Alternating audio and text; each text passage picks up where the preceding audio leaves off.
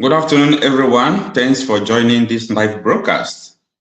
A traditional doctor in a community cannot cause the rain to fall and begin to blame the people of the community that the rain is falling on him.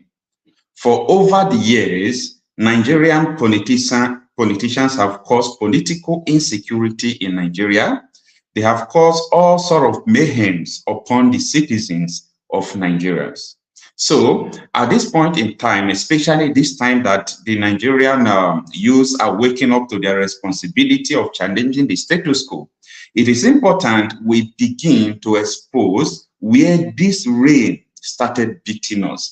This reign of insecurity, this reign of oppression, this reign of anger in our country, where it started beating us is what we're about to discuss in this video. So I want you to tune in and get ready for your contribution while we go step by step to exposing all the whole politicians who imported insecurity into the country. In this video, you will understand that some populations in the northern Nigeria are not Nigerian citizens and they are not from Nigeria.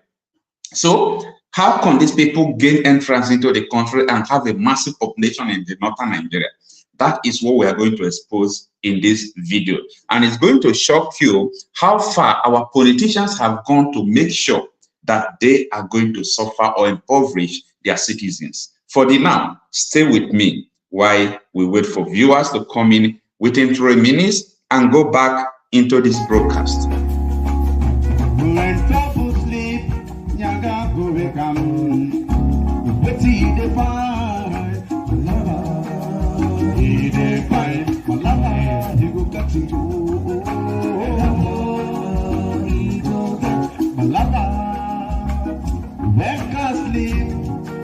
Go by the he define, he go get you. He go get ten and same job. He sit down for house, he dey look for job. Mr. Lala come wake him up. He say, Mr. pay me your rent. What he define? He define. Lala, he go get you. He go get Lala. My friend has come from prison. He dey look for work. Waka there at night. Policeman comes up and followed. He say, Mr. Charge you for my brain. What he define? Lala, he define. Lala, he go get you. He go get Lala. Mr. Husband married for church. He do big party. He start with his rum because he loved the wife. Mrs. Wife gone away. Back manager ran come. He said, Mr. pay me your debts. What he define? Polygamy. He define. Another he go get you. He go get another. When trouble sleep, Nyanga go become. What he define? He define. Another he go get you. He go get another.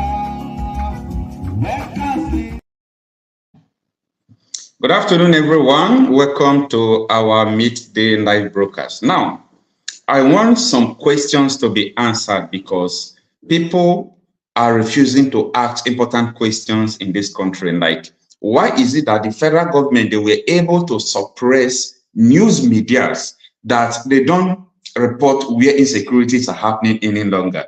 When do you see on Chinese television or Arise News, AIT, all this mainstream media, when last do you see when they are reporting about the insecurity challenges in the country? What is going on in Benue State? what is going on in Plateau State, what is going on in Kaduna State, in Borno State, and different part of the country. It's not holistic, all part of the country. Why is it that these people are no longer talking about it? You are going to see so many things in this broadcast. So get ready, because we have a political insecurity in this country. The government of Nigeria, the APC government, they shot themselves in their foot. I have to tell you that the APC governments are the one who imported insecurity into the country. And in this video, I'm going to show you the proof. They imported insecurity into the country. They did all sorts of things just to remove Goodluck Jonathan. And that was how the insecurity started growing. And at the time, Buhari said that any fight against Boko Haram is a fight against the North. Because these people, they brought them from outside the country. They brought them from, Sahel, Niger, all this Burkina Faso. They brought them into the country. They said, you people are like us. You people are with us. You people are our own. So you people can stay in this country. We make Nigeria to become your own. Only thing we need is that tell your people to come and vote for Buhari. Let us remove this Jonathan, because our population we have won't be able to defeat this man. So after everything they did, now the thing is now hurting them back. And that is why during the protest, when you were seeing people waving Russia flag, many population in the northern Nigeria are not from Nigeria. They belong to all these Sahel regions who have, who have bowed down to Russia. And that is the situation going on. So before I go further, I want you to watch this video from Senator Naya Baribe. He have a good revelation about this insecurity issue I'm talking about. How, all this government imported all these people into Nigeria to cause mayhem. Take a watch. In trying to remove Jonathan, there were stateless persons that were from the Sahel region that were imported into Nigeria, and a former chairman of PDP made that statement. I'm not the person that made it. But that importation is a fact, is it? That importation is a fact. What has happened in Nigeria is that most of the time when something comes up today, we never sit back and say, how did we get to this point? We got to this point by virtue of the fact of the effort to remove President Jonathan. There had always been this herder-farmer clash, but it never got to this point where whole communities were exterminated so that some people will be roaming freely within their land, which is what happens in Plateau and in Benue State. I think Benue is the worst hit. Precisely. Yeah. And you know why? Because most of the banks of the Benue is lush. Because it's watered by the Benue River. And so these people came and they want. And who are these people? And that's a question that we have not dealt with. The bill first said that we have to confine these people to the ranches within their states of origin. And somebody woke up and said, no, every Nigerian has a right to go around. There's no such thing like a state of origin. Why will anybody make that statement? Reason is that in trying to remove Jonathan, there were stateless persons that were from the Sahel region that were imported into Nigeria, and a former chairman of PDP made that statement. I'm not the person that made it. But that importation is a fact, is it? That importation is a fact. If you ask any Nigerian Fulani, he will tell you that there's something called the Bororo Fulani. And that Bororo Fulani are these imported ones. They don't own land. Therefore, what they want to do is to settle in Nigeria. They were given free passage, let me just say it, by the Buhari regime. And we were shouting at that time, don't bring people into Nigeria who are not Nigerians. They won't have sympathy. They won't know what has happened. All they want to do is displace you, take over your place, and roam freely within that place. But there were cattle herders as well. They were, but the Nigerian cattle herders were not carrying AK-47 rifles and other. So these guys brought their guns So with these guys them. brought their guns with them. First thing they did was to start to rustle the cattle belonging to Nigerians. And so a Nigerian herder who loses his cattle, has nowhere else to go, he becomes part of them. Because he is given, okay, you either join us or you got nothing. And some of them, of course. You know why I'm trying to take you through all these videos? Because we are going to a very long journey in this video. I want people to understand that Tinubu, Buhari, and their APC cohort, these people masterminded the insecurity you are seeing in Nigeria today. These people created the insecurity. And I want to show you another important revelation. You see, what is it called? This whether it's Okubo or Okubo, he said Buhari told Jonathan that any fight against Boko Haram is a fight against the North. Now, let's get this part straight here. Listen to him. Leader in this country said that any attempt to attack and fight insurgency is an attack on the North. So, you know, when you have such huge political considerations, there are difficulties. I mean, Buhari said that in the newspaper. General Buhari said that any attack on Boko Haram is an attack on the North. So what you do as a government, so you want to attack Boko Haram, at the same time, a leader, a respected person in society, somebody who carries, I mean, the last vote, the last election, over 12 million people voted for him from the North. A man like that, you cannot ignore him. Now he says that if you continue to attack Boko Haram, you are attacking the North. You must be.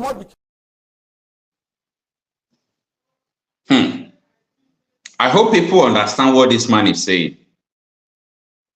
I hope people are understanding what this man is saying. Now, people should ask Tinubu, those who are supporting Tinubu, those who are supporters of Tinubu, I'm not against anybody.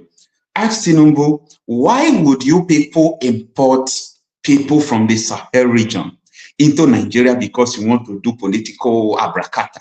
Now, after that, okay, Goodluck Jonathan did not arrest you people because you imported foreigners into the country and so on and so forth. He started fighting the Boko Haram. And when he was fighting the Boko Haram, you people said any fight against the Boko Haram is a fight against the North. And here are the Northern Nigeria saying that our allegiance now are to Russia because our brothers from the Sahel are under Russia. And now the government is also running up and down. I want Nigerians to understand that everything we are going through today, what we are suffering today, it was masterminded by these politicians. They deliberately, carried out everything we are passing through today that is against us. Both this issue of fuel scarcity, the PMOS price that is high, insecurity, inflation. These politicians, this set of people, they masterminded it. They want it to happen. And they knew what they did, and they don't want to return back to what they have carried out. See, some persons don't understand what this man is saying. I want to play this video again. And Buhari is moving freely. Is Buhari supposed to move freely now? Known leader in this country said that any attempt to attack on Boko Haram is an attack on the North. It's an attack on the North. Huge political considerations. There are difficulties. I mean, Buhari said that in the newspaper. General Buhari said that any attack on Boko Haram is an attack on the North. So what do you do as a government? So, if it is in the same country, If it is in a country where rule of law works, where everything is moving fine, someone should tell me, is Buhari supposed to be working freely in this country?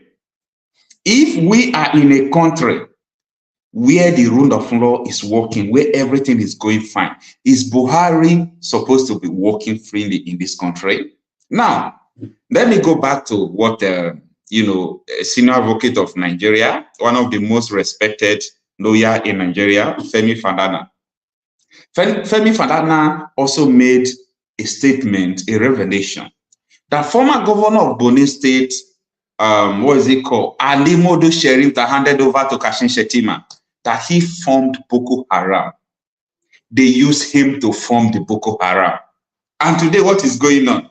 The man is still working freely. You know why I'm trying to take us back to the history where this rain started beating us? Because I have seen that Nigeria youth are now rising.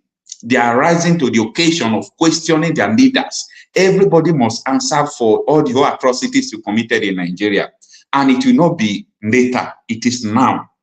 And that is why we must understand who and who does this, who and who supported this, who and who imported this, who and who are doing this.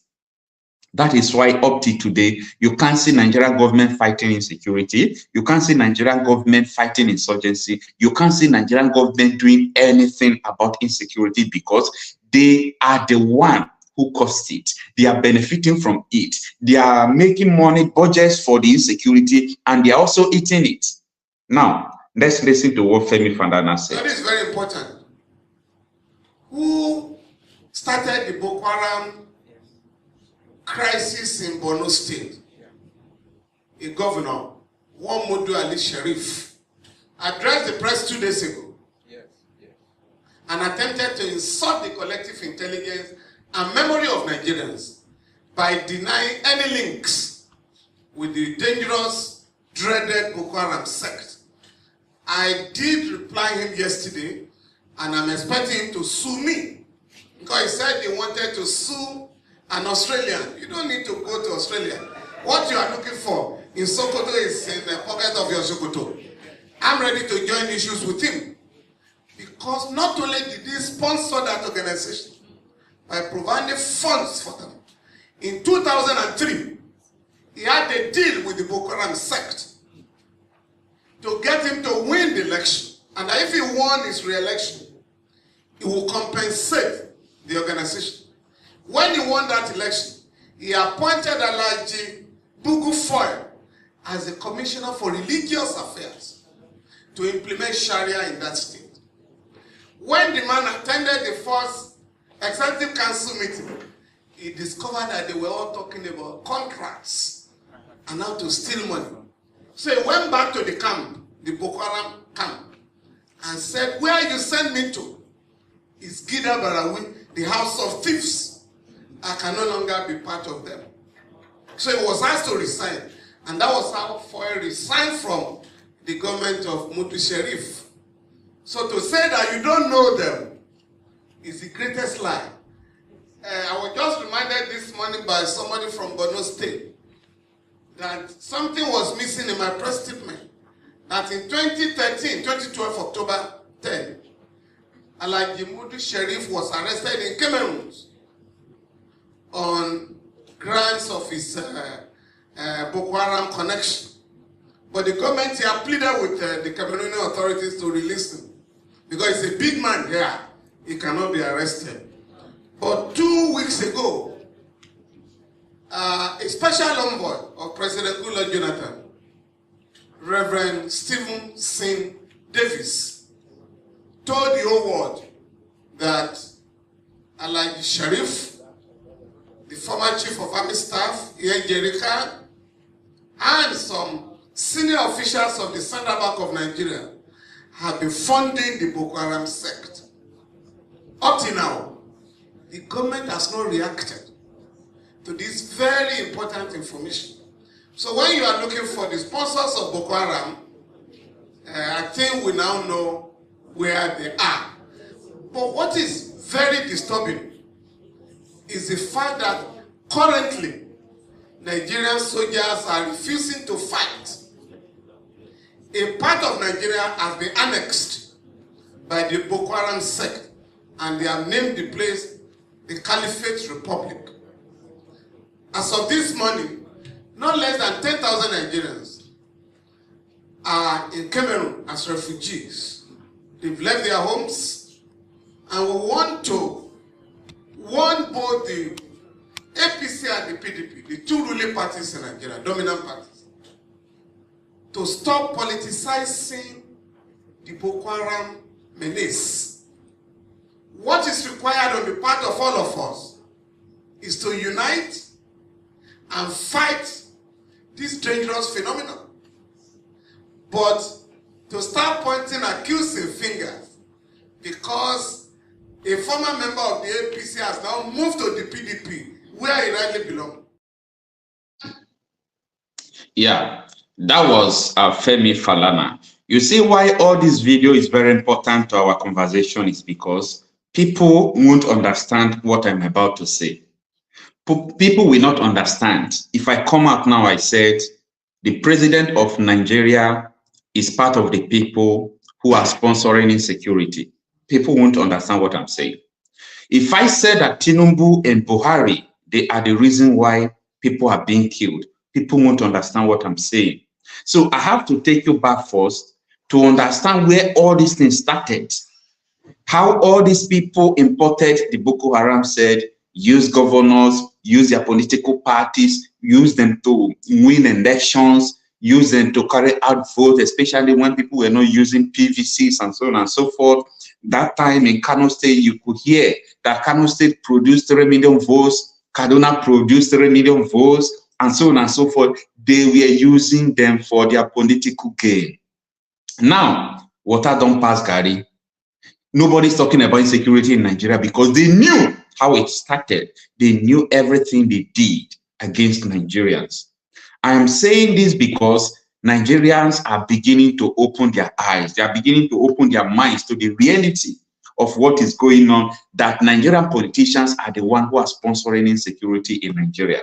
Why other countries are fighting for their citizens, both countries that have the military regime and so on and so forth, Nigeria politicians, they are there trying to fight against their people by sponsoring bandits, sponsoring Boko Haram, and so on and so forth. Now, some persons might say, but this happened about 5, 6, 7 years ago. Do you think it is happening today? 5, 6, 7 years ago, the Buhari of 6 years ago is Buhari today. Tinubu of 6 years ago is Tinubu today. Since they are the one who caused it, that is the reason why Nigeria remains like this. And to further clarify your doubt that everything they carried out about 10, 5, 7 years ago is the same thing that is happening today. Last month, I am always showing you the video, how the commissioner of Kwara State said that they arrested politicians who are part of the, terrorists who are causing insurgents, the bandits. How can you comprehend that? That in this life we are, in this world, some politicians, political parties of a state, a country, like the one, like for example, now in France, or in Germany, or in America, a political party will start sponsoring terrorism against their people. That is to tell you how disastrous this nation called Nigeria is. That is to tell you how disastrous, how bad this nation called Nigeria is. We don't have country anymore. A country where a sitting president and vice president understood how the terrorism came, how everything came. And when you hear Tinubu saying that he can't fight insurgents, when you hear Tinubu saying, no, I can't fight insecurity, he knows what he's talking about. Insecurity in every part of the country, they are being sponsored by politicians. Don't take me for my word. Listen to we can say now banditry is an industry in Zamfara State. Last month, we are not only in Zamfara State, banditry is a business, not only in Zamfara State. It's an industry in Nigeria.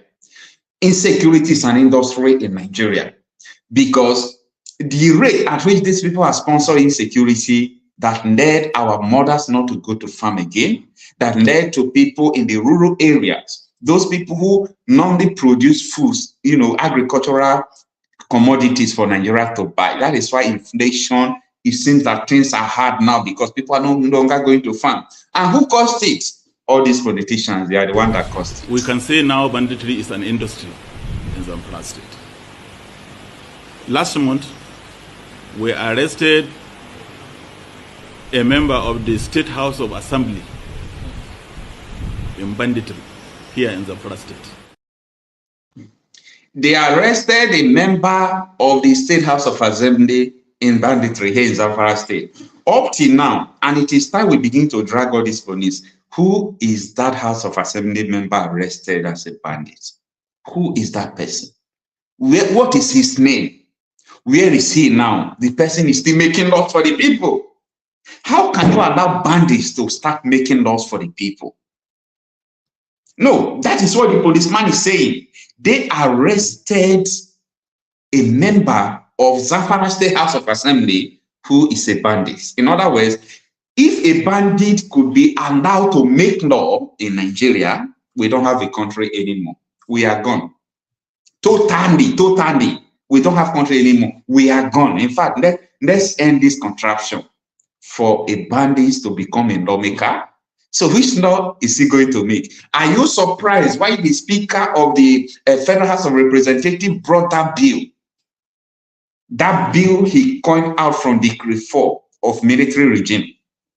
You can't protest. If you say you are not going to sing national anthem, 10 years imprisonment with 5 million fine. If you talk against politicians, 3 years imprisonment or 5 million fine. Are you surprised by seeing all those laws coming out? No, police is telling you. They arrested a lawmaker who is a bandit. And don't be surprised about this because this is everything about the politics in Nigeria. It is the politics of insecurity, a politics of insurgency, a political party who sponsor insecurity. A very well-known leader in this country said that any attempt to attack and fight insurgency is an attack on the North. So, when you have such huge political considerations, there are difficulties. I mean, Buhari said that in the newspaper.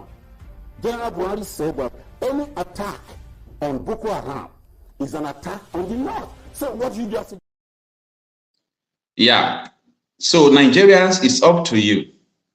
Because without all this group, all these sets, if they don't leave Nigeria alone, there will be no liberty. There will be no peace.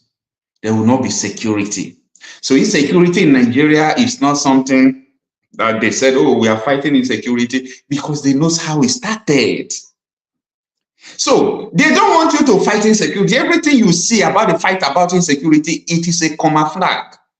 They are pretending to be fighting insecurity. They are not fighting insecurity. They know what they are doing. They know what they are doing. Absolutely. They know everything about the insecurity state of our nation.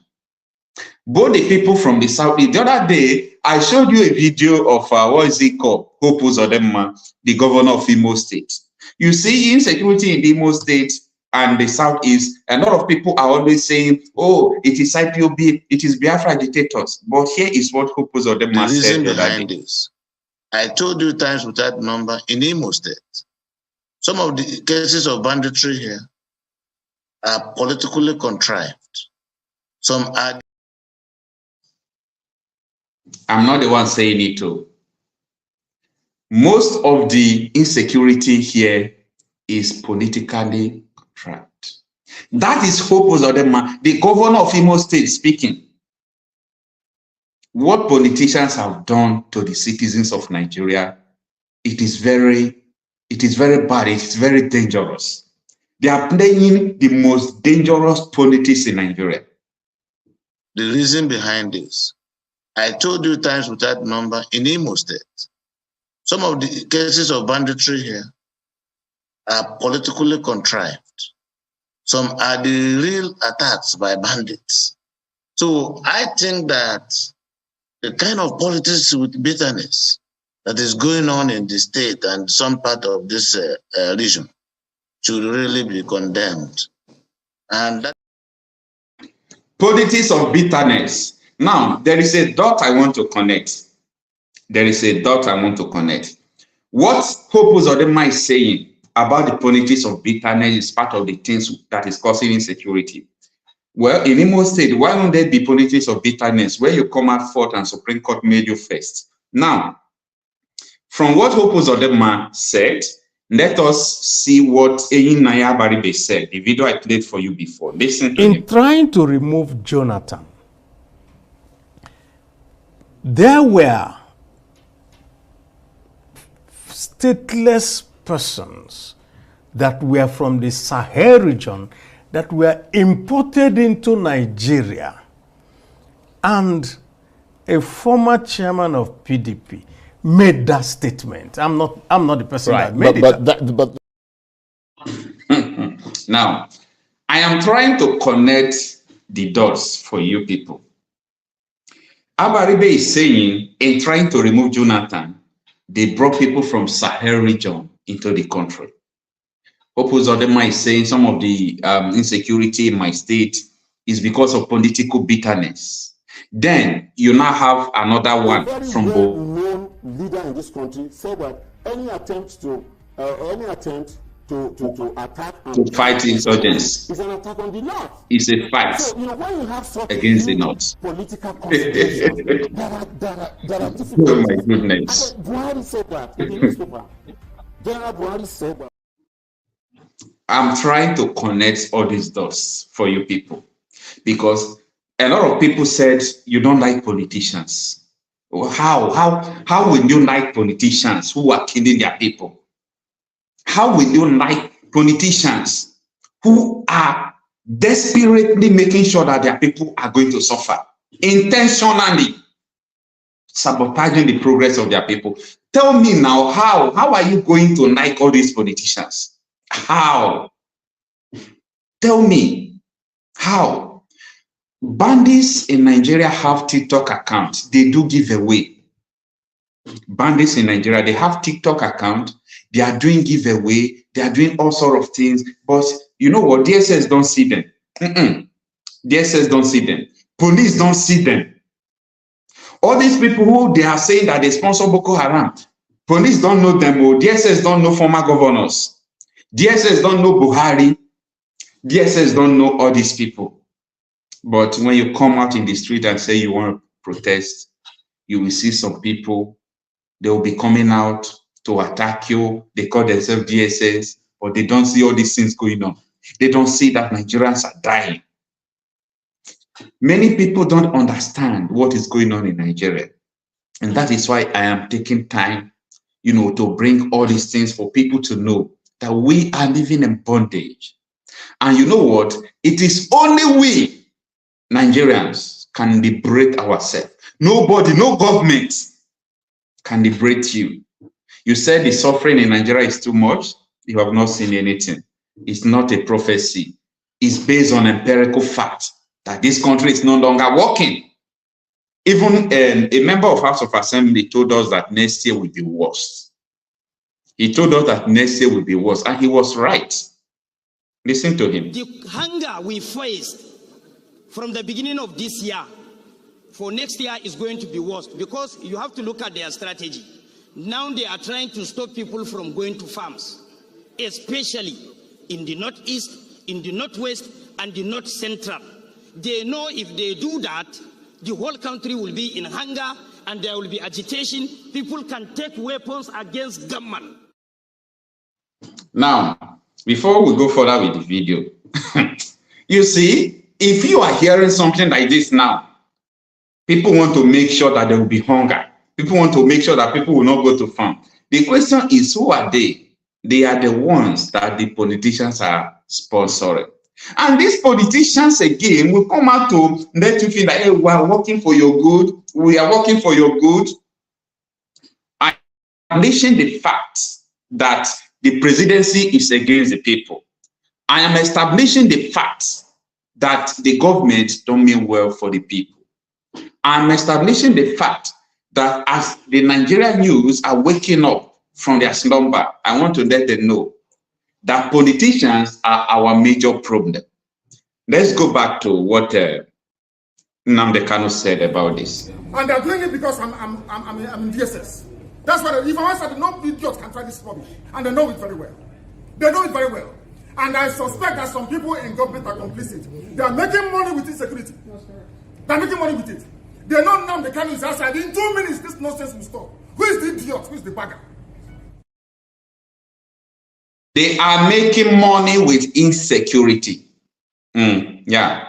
Politicians are making money with insecurity. If you said Nnamdi Kanu is lying or he just saying it, Hope Uzodinma will not come out to say that insecurity in his own state, the same is because of political bitterness. The reason behind this, I told you times without number, in Imo State, some of the cases of banditry here are politically contrived.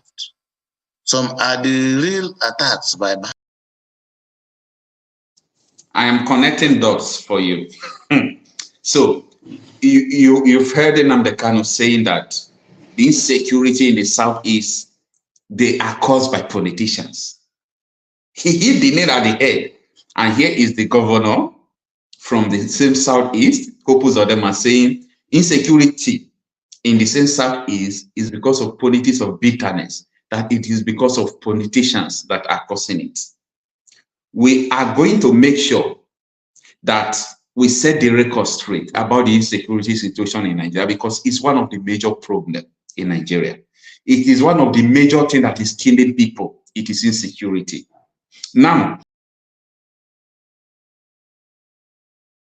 we have been able to establish how all these foreigners came into Nigeria to threaten Nigeria, to kill her citizens. We have been able to establish the purpose why Buhari, Tinubu, and their party imported people into Nigeria to remove Jonathan. We have been able to establish how the founder of Boko Haram was arrested. Nigeria government asked them to release him. We have been able to establish that the Senator of the Federal Republic on the national television was saying that the PDP chairman said all these people, especially the population in northern Nigeria, that they are not Nigerian, but they were imported into the country for selfish political reasons. We have been able to establish that insecurity in the southeast is not just because of Biafra agitation, but because when Nnamdi Kanu was detained, some politicians have to start using it to hunt their political opponent. That is what Hope Uzodinma is just saying now. We are trying to establish the facts and connect the dots. Hello, Nigerians. I hope you people are now understanding your enemies. For those of you who say Buhari is my fan, your fan is killing you. For those of you who say Tinubu is my fan, your fan is killing you. Tinubu has been a leader of APC before even the advent of Buhari, before Buhari came in. So he can't say he don't know or he's not part of this, because a political party has been indicted now.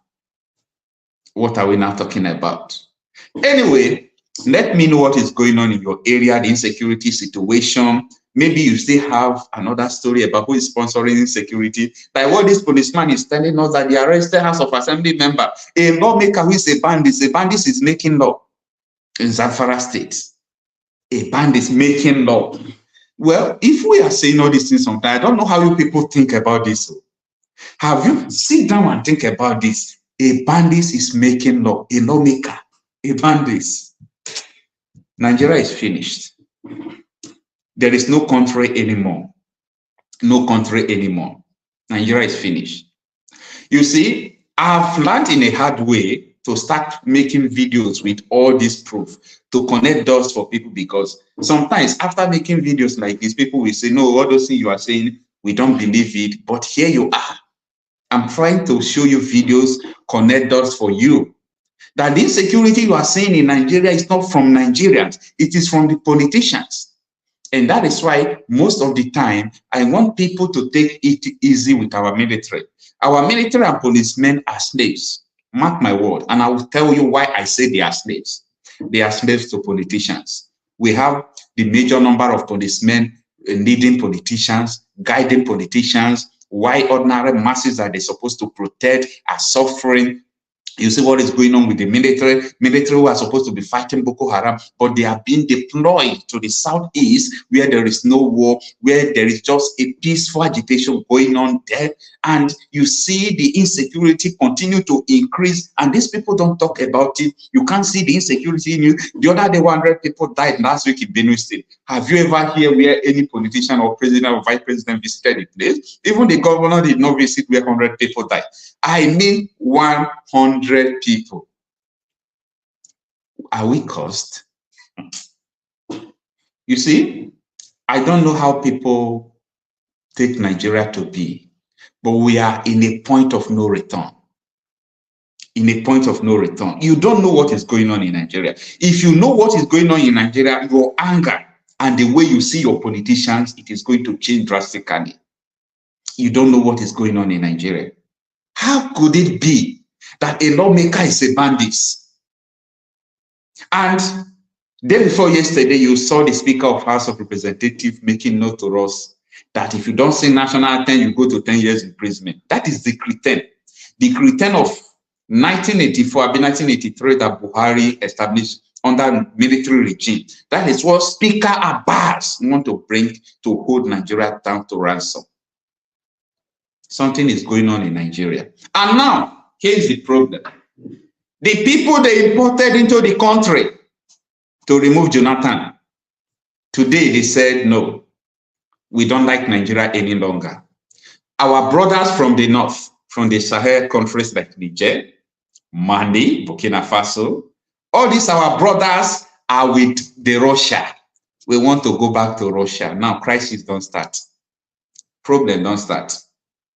Because these people don't belong to you. They are not from Nigeria. You imported them into Nigeria to do your political, malpractices and political jargons. These people want to return to where they came from. They already have Nigerian passport. They're already Nigerians. You can't differentiate them. Now they say we want Russia. And Tinubu is panicking. Everybody's running up and down, calling security meeting. Where were the security meeting before you people imported them into Nigeria? Where were the security meeting? Buhari telling us that if you fight Boko Haram, if you fight insurgents in the north, you are fighting against the north. They knew what they did, that these people were brought into Nigeria, so we cannot allow them to be killed. We have to protect them. Nigerians, ask yourself question, why is it that Boko Haram are being forgiven every day and they are putting them into army? Ask question now, why is it that Boko Haram is being forgiven every day? Boko Haram is the second most deadly terrorist in the whole world. In the whole world, I mean. But today, they are being forgiven by the Nigerian government. They are putting them into police, into joint task force, into Nigerian military.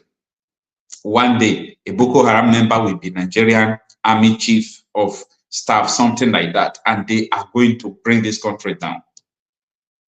Here we are. A big problem is ahead of us. And that is why some person says, no, this country, we don't want it anymore. That is why some people said, no, we want a referendum. Let everybody go in their own separate way. You can't be living in a country with someone who calls himself a politician who import insecurity into your country to kill you. All these people target vulnerable people.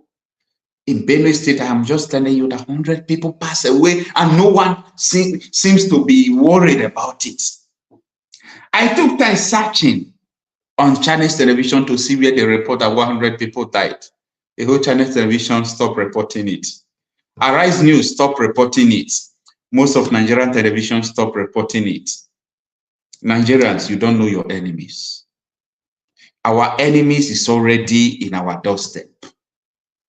I am trying to bring all these things back because I have beginning to see that Nigerians are now waking up. Nigerians are now rising up. So, as you know, this is a public opinion platform. You can use this WhatsApp number on the screen, just WhatsApp call only. You can use it to call us and share your opinion about this current state of the nation. If you have any question to ask about what is going on, or maybe you are confused because of this broadcast, you don't know where all these things are coming from, and you are amazed you have not seen or hear anything like this, you are free to ask questions. So you can also give us a call and ask us questions. But for now, let's consider what, okay, we have a caller now. Hello. Hello. Yeah, good afternoon. Yeah, good afternoon. Yeah. Your name and where you are calling from? Erasmus calling from the US. Oh, thanks for joining us, sir. Thank you very much. All right, we can hear you. We had a conversation the other day, remember, and my phone went off. When you were very optimistic about the Patriot visit to Tinubu. Yes, and not only the Patriot visit that made me to be optimistic. Yeah, you remember what I told you about that visit? And yes. I think I believe you must have been following the news now. You see people from the north speaking out, right? Yes, yeah, I've seen the news. Speaking out. Yes, so that was why I told you that it will be easier. It is easier for us to fight to liberate ourselves from Nigeria than to change the constitution of Nigeria. Okay. So I'm telling you, at this present time, for me, anybody still thinking of how do we change this country, how do we manage this situation, you're just wasting your time. Now, I want to ask, have you watched the video by Commodore Kunle Olawumi on Channels TV? Commodore Kunle Olawumi on Channels TV? No, I don't think so. Oh my God. So the reason why I actually called, because when you were pointing at some of the video and you are saying, oh, imagine a speaker, a member of House of Assembly supporting bandits, I'm like, it's like you are a newcomer. It's not bad. This is a broadcast. People have to know what is going on. Even though I know what is going on, people don't know. No, but you sounded surprised. That's why I said that. No, the reason why I'm saying is you need to search Commodore Kunle Olawumi, right? Yeah. Or if you have the video, you can send it to me on WhatsApp, right? No, it's not. I will send it to you, but it's not a video that. I think the video is about 55 minutes. Yeah, the link. Send the link to me. Yeah, what I'm going to advise you to do, right? Forget, just settle down. Try and watch the video like 2 or 3 times. Because I've watched that video more than 8 times. Each time you watch it, you will be able to pick up a new thing. That man is, and the man I'm talking about, he retired as a commodore, is general in the Navy. So he retired as a general. He served about 35 years in Nigerian intelligence service. He has worked with SSS. He worked with NIA. He was actually deputy head of NIA also. Okay. He has worked in almost all. He has worked in counterterrorism. Okay. He is trained in details about this Boko Haram, the foundation.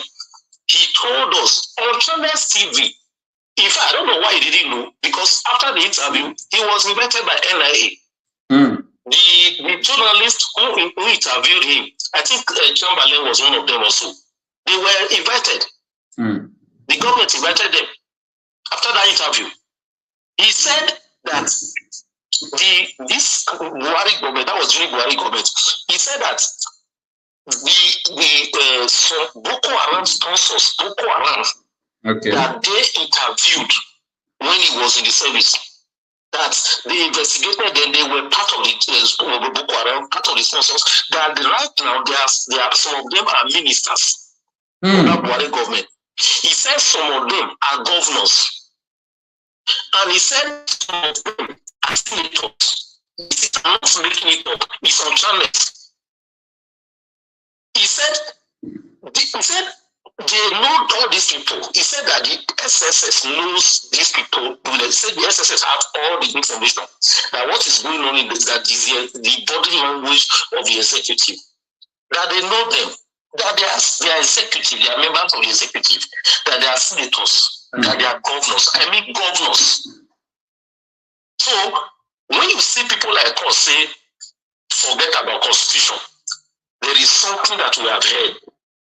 We have heard a lot. We have said this is public news. So if you have a country where, as a Tinubu government, he didn't say one governor, he said some of them are governors. He said some of them are senators. He didn't say one. And he said some of them are part of the executive of the cabinet of Buhari. And you know that Tinubu's cabinet is almost like, it's just like a little shift from Buhari's cabinet. I hope you know. Yeah. Because some of those people who were in Tinubu's government, in Buhari's government, are still in Tinubu's government now. So you see, the thing is deep-rooted. We are sitting on people who are sponsoring the terrorism are in government. And how can you be talking about constitutional amendment, changing constitution? Which constitution are you changing? This man, what's his name? General Dajuma. He said it. He said the military are involved, they are colluding with the bandits. He said they guide them, they give them cover. If you depend on the Nigerian military to protect you, you will die one after the other. I'm quoting him. That is a former chief of army staff of Nigeria. So if a former chief of army staff of Nigeria on 2 or 3 occasions has come out openly to tell us that the military of Nigeria government right now is supporting bandits, is giving them cover. And we have watched some videos where military officers were in the midst of bandits and were calling their men on the road and telling them that their people are coming, that they should clear the road. Have you not watched that video? Yeah, I watched it. Nigerian military officer was calling military on patrol and telling them he was in the midst of bandits, hundreds of bandits, and he was telling them to clear his people to clear the road, that their people are coming. So you want me to be proud and be talking about remaining in that country? Any Southerner today who knows what is good for him, because delay is dangerous, should be thinking of how do we leave this country before it becomes very dangerous, because this is just the beginning. Imagine a country where almost 100 people were massacred. No news media reported it, no mainstream news media. No one, not even single one of them reported it. And that is what is happening every day. Look at this thing on Benue Pit that day on the road. A car just came, the bandits they slaughtered everybody in the vehicle. And I saw a military man who was standing close to where the thing happened. So is that the country you want me to be talking about restructure or talking about constitution? Which amendment? Amendment to live with sleep? My brother, anywhere meaning Nigeria, who even likes Nigeria now, should be talking of how to secede for Nigeria. Not any Southerner should not be talking about this thing, because these people have infiltrated every nook and cranny of Nigeria institutions. And it is easier to break away than to get a new constitution in Nigeria right now. Thank you. All right, I have a question for you. You said it is easier to break away than to have a new constitution. And most of people who were supporting the change of constitution were supporting the change because they want to break away. Based on, they were thinking that when the constitution is changed, they will have room for referendum and so on and so forth. So how will you differentiate or explain the fact? Hold on. Question to answer your question. How do you know that? From what they said. No, they didn't say they want to break away. So why did you? No. Don't say they didn't say that they want to break away. Both people from the southeast, south, southwest, they are doing agitation for their separate state rights. So that is why most of them are even more supporting, the amendment or a new constitution that will give them referendum. That is your personal analysis. Have you ever seen Ebuka Obi talking anything about Biafra? No.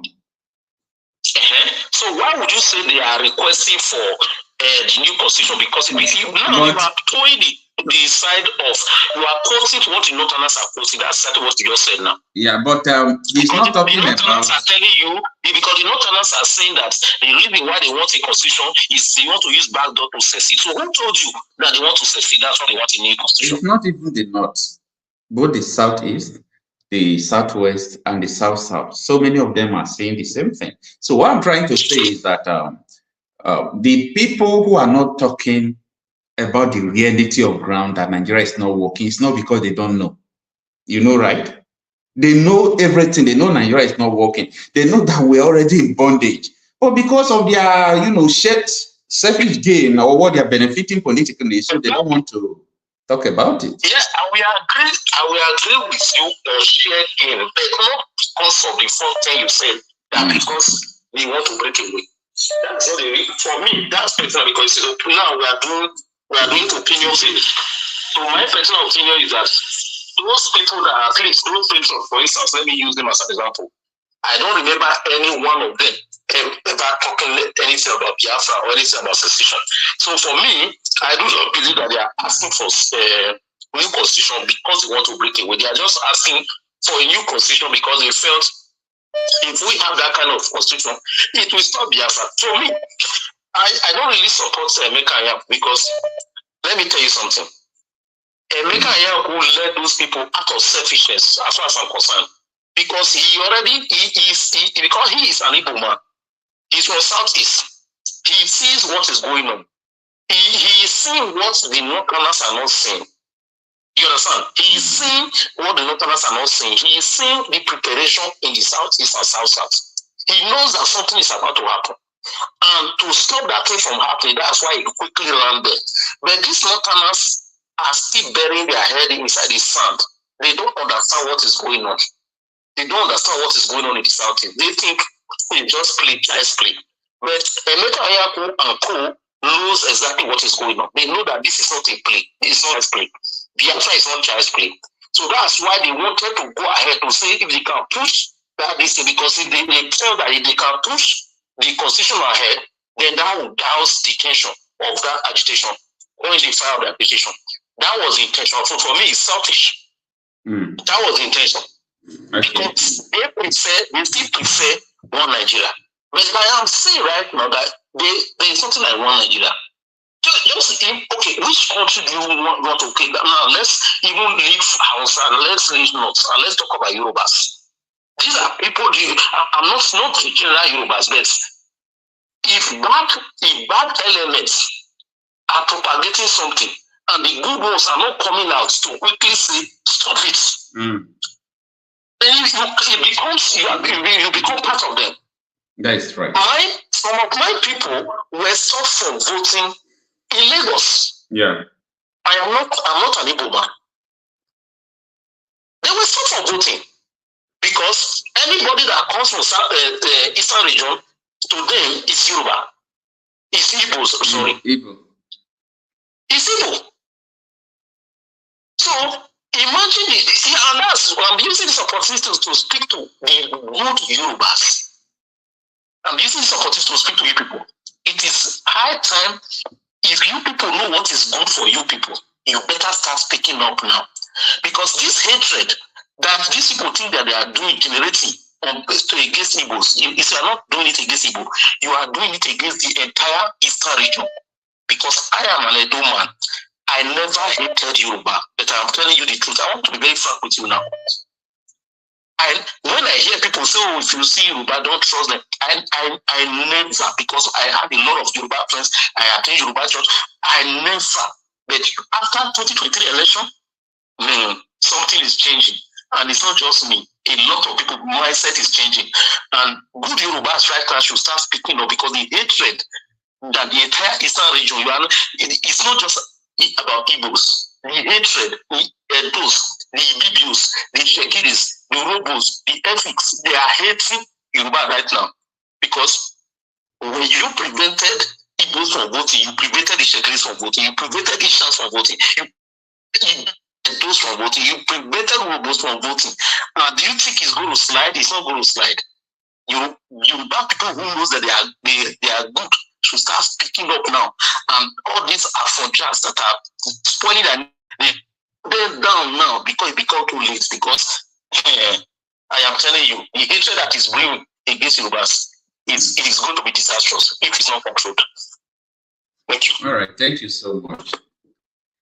All right, let's have another caller.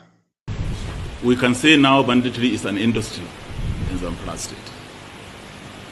Last month, we arrested a member of the State House of Assembly in banditry here in Zamfara State. We arrested a district head.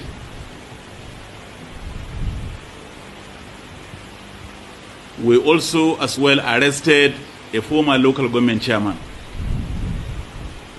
So you can see that involvement of this class of people in banditry is more making the situation to become more and more complex. So in essence, I can say that all caliber of people now are involved. All manner of people are involved in this banditry. More alarming and more disturbing is the involvement of a district head in supplying drugs to the bandits. So in that respect, your presence here today, we can say now banditry is an industry in Zamfara State. Last month, we arrested a member of the State House of... A very well-known leader in this country said that any attempt to attack and fight insurgency is an attack on the North. So, you know, when you have such huge political considerations, there are difficulties. I mean, Buhari said that in the newspaper. General Buhari said that any attack on Boko Haram is an attack on the North. So what do you do as a government? So you want to attack Boko Haram.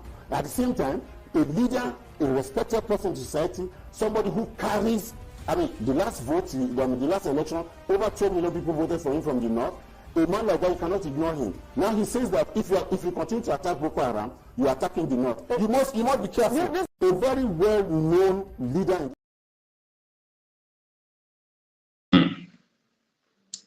There is problem, big problem. Let's have this caller. Yeah. Please, can you off your YouTube so that we can hear from you? Good afternoon, sir.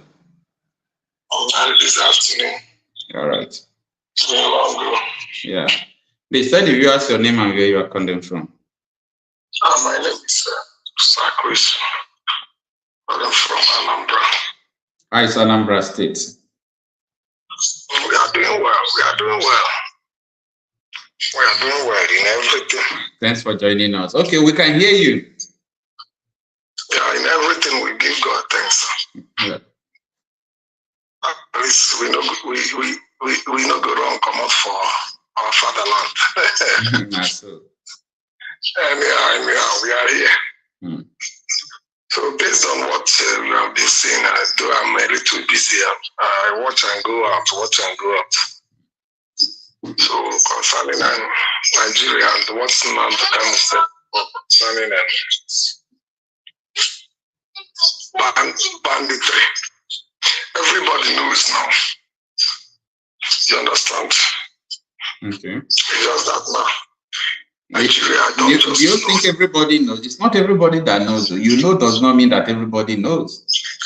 But at least majority, unless some people that are pretending. What do you think that they know? They know that a kind of top people, especially from the North, that they are using this banditry for. Not only from the North now. You were hearing from Okocha Happy saying that insecurity in the South is majorly because of political bitterness. So it's not only from the North. Political bitterness is different from people that use it now using it to the ones from the north is because of political bitterness against Jonathan. That is why they imported it to use it against Jonathan. In the first place. You understand? Yeah. So everything boils down to politicians using insecurity. Exactly. In fact, it's everything we are passing through in Nigeria. It's just politicians. Because naturally, if you remove politics, if we meet even the Northerners, when we stay together, there's no problem. But whenever it comes to politics, that is where you start seeing all this. So I believe what you are saying. That is true. So what do you think we should do? What do you think that is a solution? We should divide Nigeria, let everybody go. How you are saying it as if it is possible like that? How would you divide Nigeria now? Everything is possible. Okay, which one? Yeah, everything is possible, but how? Is it for anyhow? Anyway, like you now, anyhow. See, anyhow. Okay, sir. Anyhow, like if we put all this effort we are putting to protest, we put that kind of effort to protest for divide Nigeria, or you make things right. Everybody will come out. Divide Nigeria, or you make things right. If you don't want to make things right, instead of us to be killing ourselves, divide Nigeria. Anyhow, some people will be blaming people that are doing it the way they are doing. Any way you want to do your own, do it. But let it be that what you are saying is that we should divide Nigeria. All this trying to manage, during the time of P2B, I thought that maybe with the kind of efforts, I thought that Nigeria will maybe this is another opportunity for us to make things right. But after everything before our eyes, they take what everybody knows that people do want and give it to Tinubu. So if you look at it, it seems as if there's nothing again you can do. So instead of you, it's better for somebody to be shouting that I want to be free than to you to remain slave because you think that there's nothing you can do. Instead of somebody to die as a slave, it's better that you are shouting for freedom and you die fighting for that freedom. Seems something, because even they said we should go to ballot. I know the kind of effort many of us, including you, and many people from the north, the kind of effort that they put during that election in order to bring change. At the end of the day, you see what happened. Everybody knew that it would be won that election, but before our eyes, they give it to Tinubu. So it's how there's at a point you come to it. It's like what Bible says.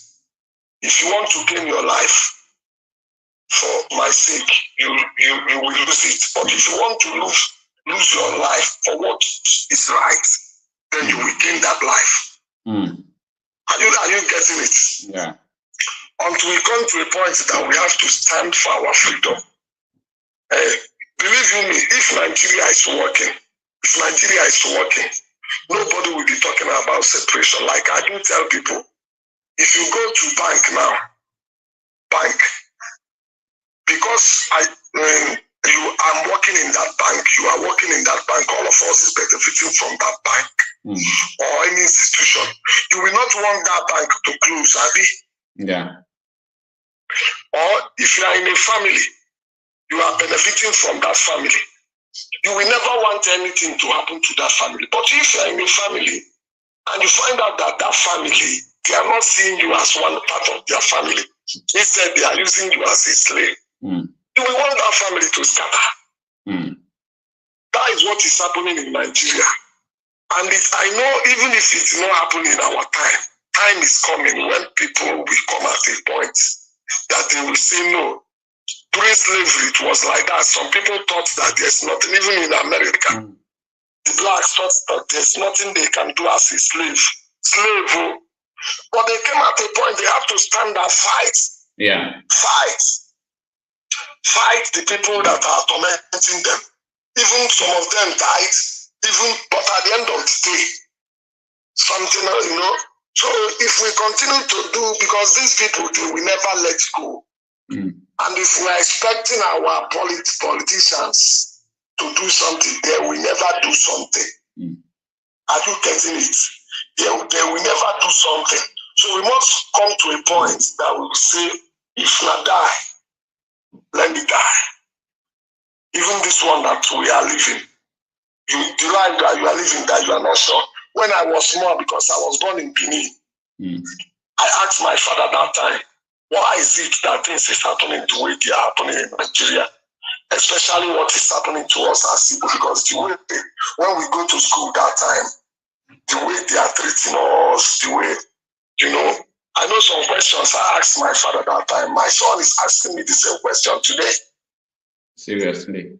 Even worse than that. Worse than that. Asking me why are we being marginalized? Why are we being marginalized? So now, my son will now grow up. The son we ask him, is still how will we continue? We are not the only people that have fought war. Nigeria is not the only people that have fought war before. But they fought and they reconciled. You will not even know that they fought war. Even in America, they once fought war within America. And a civil war. But they reconciled and they move on. But Nigeria, Yoruba is not seeing Igbo as part of Nigeria. Northerners is not seeing Igbos as part of Nigeria. And at the end of the day, they will want you to be with them. Even this man from, there's this video I watched one certain time, this man, somebody Effiong. Yeah, in India. During that time of their reconciliation, the time they surrendered, he told Nigeria government, if you don't treat their children, the children of these people, if you don't treat them well, if you don't do things right, if they rise, grow up, they will go back. This a war will start again. That the Biafra will continue again. So if they have done things right, there will not be need for, even if somebody wants to preach about separation, that person will not see anything to preach. Because if the person is preaching, like if I'm telling somebody now that we want to go, we want to separate, and we don't have something to show that person, but the thing is so clear. In the entire Eastern region, nothing like embassy. The international airports that are here, none of them is functioning. And the Igbos are the most travel people in Nigeria when it comes to traveling. Then the entire East, there's nothing like seaport, and we are the one that imports most. So the thing is so clear. And now the thing is even affecting other people. Even you that is from Niger Delta, that's the reason why they carved you out to name you from Niger Delta. Is it not because they want to just get to Igbos? They are dividing Nigeria, doing what they are not. In fact, some policies that you see that they are doing in Nigeria today, they are doing it. Obasanjo said it. There are times they will put a policy just to target Igbos, and the thing will be affecting the entire Nigeria. They don't care. They don't care. In order to just get a particular people, at times they will put a policy, because it's not only even in the East. Like now, if a northerner is here, he will put a policy targeting the Christians. In doing that, the thing will be affecting everybody. So why should we continue like this? Is it not high time we tell ourselves the truth and just stand, instead of saying, let's try this, let's just start shouting, let us separate. Then if they want us not to separate, let them do things right. Are you getting it? Yeah. There is this adage in the Igbo language that I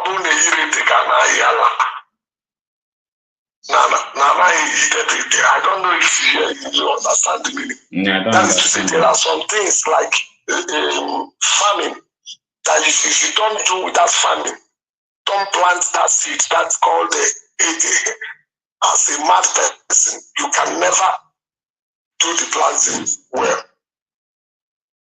So even in this a program, at times, though you are trying, don't be afraid to talk about separation of Nigeria. If they don't want us to separate, let us sit around people and tell ourselves the truth. Discuss on how we are going to be one Nigeria instead of to just be saying it and be deceiving ourselves. I love Nigeria. And Nigeria is not just the flag. It's not just, it's people that made up Nigeria. It's not politicians. It's not. So let us tell ourselves the truth. If you want to be one Nigeria, then let's sit down and see everybody as one. Believe you me, if Nigeria start doing things right, equal, naturally, all this agitation will die. You think so? Believe it, I'm telling you, that is the truth now. If people start seeing that they are building international airport here is working, they are building seaports, not just only in the east, even the one that is in Port Harcourt, do you know that they are frustrating that one too? Even that seaport in Port Harcourt, they are frustrating it. But they will be doing it in a way that you cannot even know if you are not smart. They will make Lagos own to be, if you put goods for Lagos, the one you put at Lagos will come out easier. They will carry somebody from north and come and put in the one at Port Harcourt. That person will be frustrating Port Harcourt own in order to push everybody to go back to Lagos.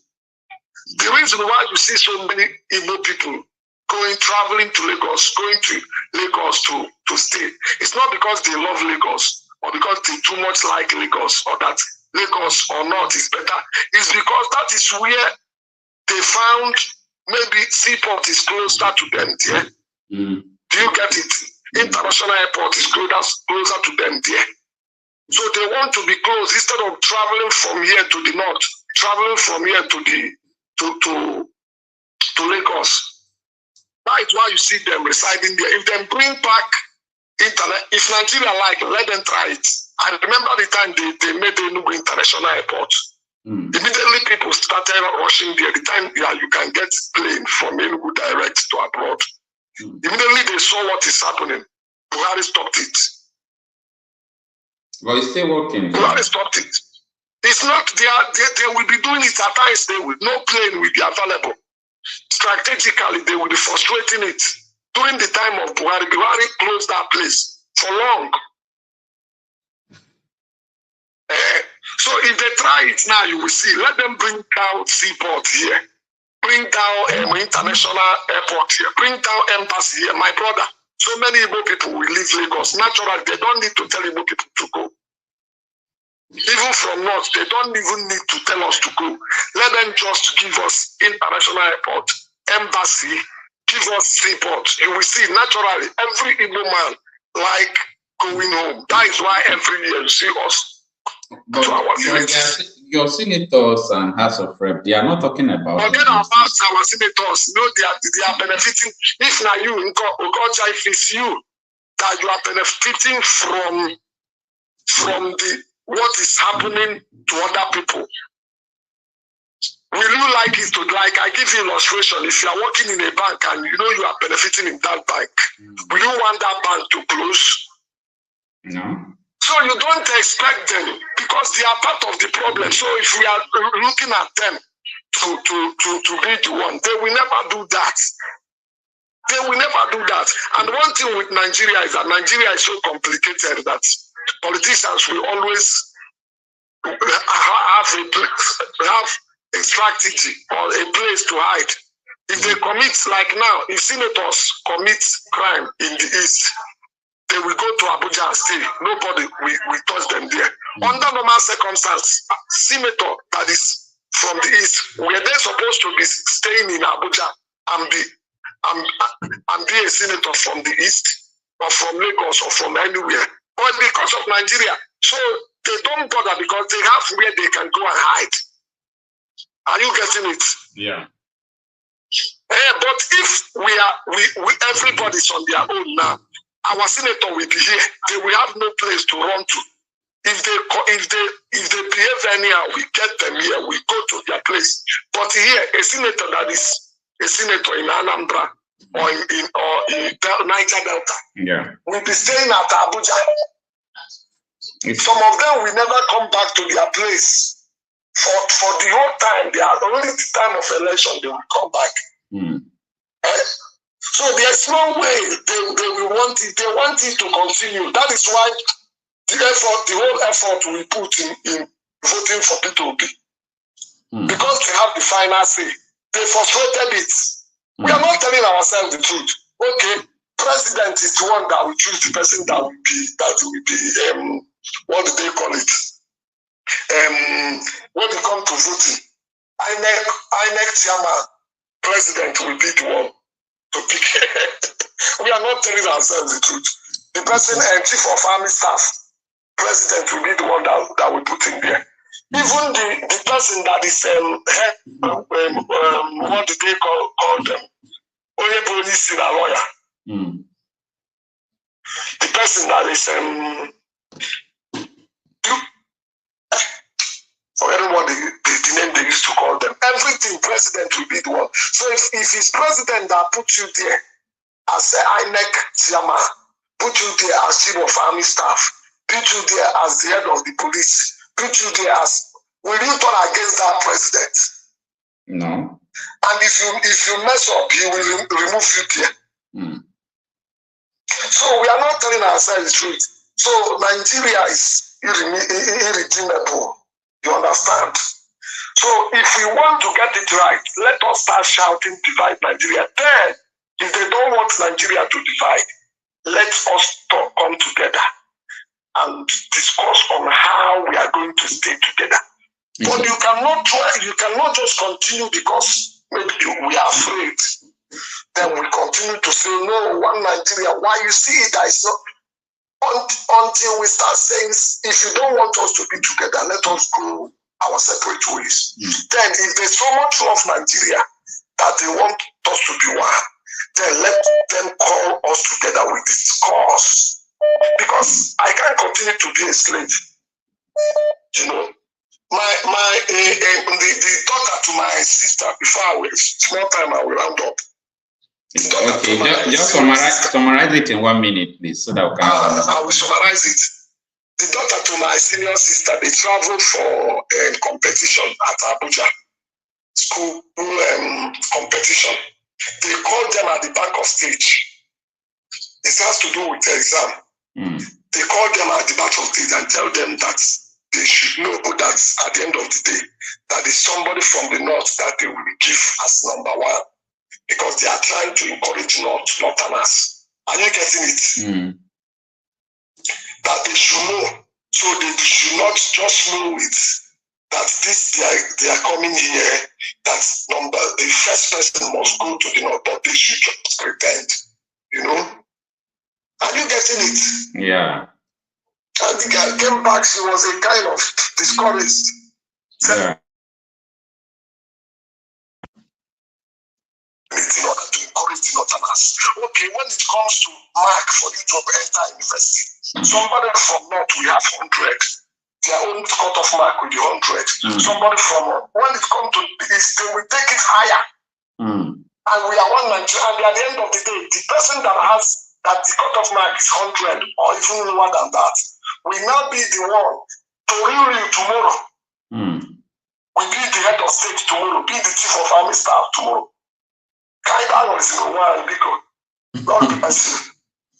It is fair.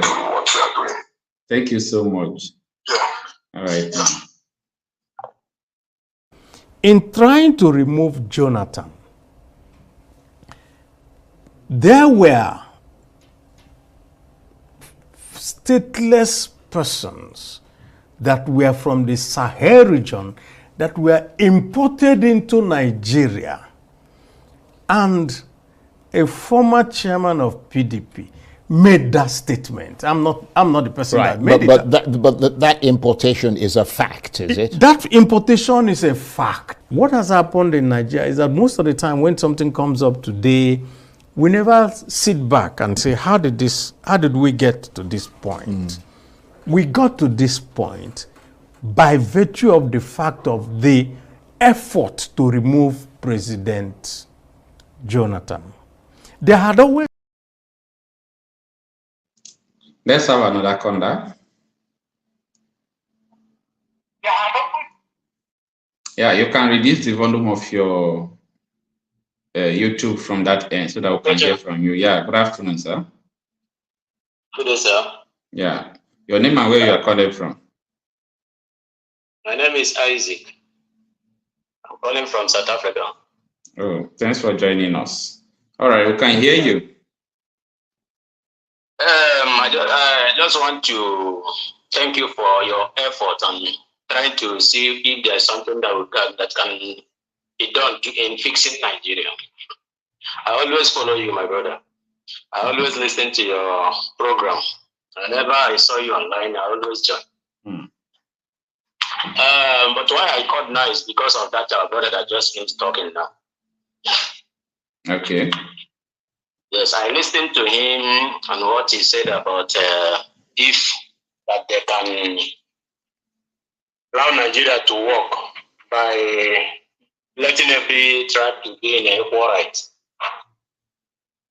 First of all, Nigeria, right, since when I was born, I have never for one day said that I'm proud of this very particular thing that Nigeria gave to me, that I acquired it from as a Nigerian. Right, from the time I was born till now. I'm turning 40 years very soon. But I can never come out and say I'm proud of this very one particular thing. So what I'm trying to say is on that side they said if they can allow it to happen, that they will make everybody to have equal right, which is not possible. Even till 20 years time to come. Nigeria evil leaders can never allow it to happen because many of them are eating from the corruption which they are allowed to happen in Nigeria. They are eating a lot. They are making their ways with the evil that they are committing on top on every Nigeria. Start with, you know, Ike. Yes, he's a senator, I think so. Yeah. The one in prison in Germany now. Yeah.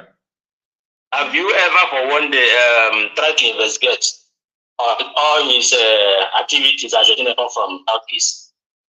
I've not been able to investigate all his activities, but I know some. Okay. Nigerian leaders, they are very evil. You can remember for how many years that they have been awarding the federal road? Every 6 years or how many years they will award it and give them the money. They will all pocket it, share it within themselves. So how can it be possible for them to come and face Nigeria, make everybody to have equal rights? Then some persons will also ask like, Ikorema is still from the Southeast? Yes, he's our brother. Okay. But they are very, what I'm trying to say out of it is that all these Nigerian leaders, they are very evil. They are evil with evil heart. They don't have any good intention for Nigerians. That is a fact that has been established. Yeah, quite right. You understand? If you follow from the beginning of this video, you understand that, you know, we go through series of videos that indicated Nigerian politicians, how they imported insecurity into the country, and so on and so forth, especially what happened in 2014, 2015, how they ousted Jonathan and all those things. So it's so pathetic anyway, but people are yet to understand what is going on.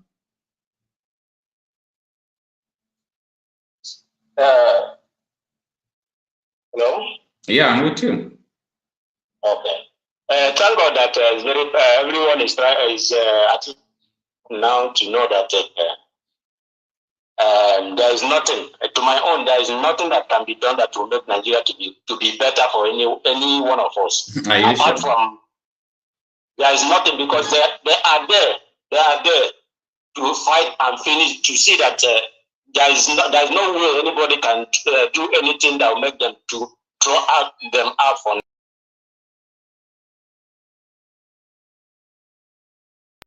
Instead of them to fix Nigeria, they can never. So So the only thing I know, I'm thinking that it will be the best way out of it is either we stand to fight for the division, as that brother just said, for the division. If they want Nigeria to continue, let us sit down and have a discussion on how it will work. But which I don't think they can even accept that. It's all right. They will accept that. It's all right. All right. Thank you so much. Thanks for your time and contribution. God is very important. Thank you. At least who started the Boko Haram crisis in Borno State? A governor, Modu Ali Sharif, addressed the press 2 days ago and attempted to insult the collective intelligence and memory of Nigerians by denying any links with the dangerous, dreaded Boko Haram sect.